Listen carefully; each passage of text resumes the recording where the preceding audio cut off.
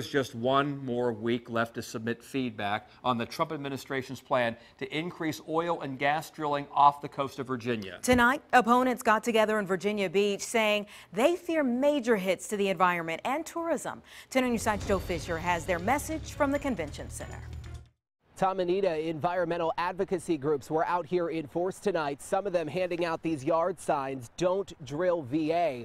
They also encourage people to write letters, much like this one here, to the Bureau of Ocean Energy Management as they collect feedback on this controversial proposal. A renewed effort to lease waters off the Atlantic coast to oil and gas companies makes these people in Virginia Beach feel a certain way. Makes me nervous. They're hoping their presence at this meeting sends a message straight to the White House. The Virginians have spoken loudly and clearly that we do not want offshore drilling.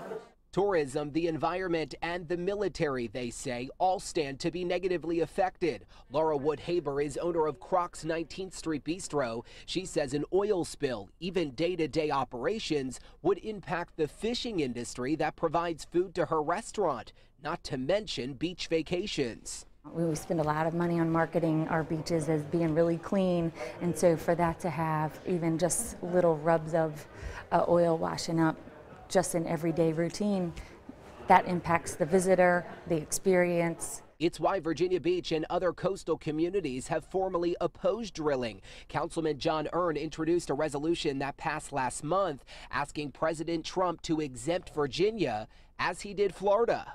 If they have an advantage in terms of their military operations not having to work around oil rigs, that certainly strengthens their argument in terms of being able to take some of our assets, which is a terrible thing to happen. Supporters say increasing domestic oil production would boost the economy, adding thousands of jobs.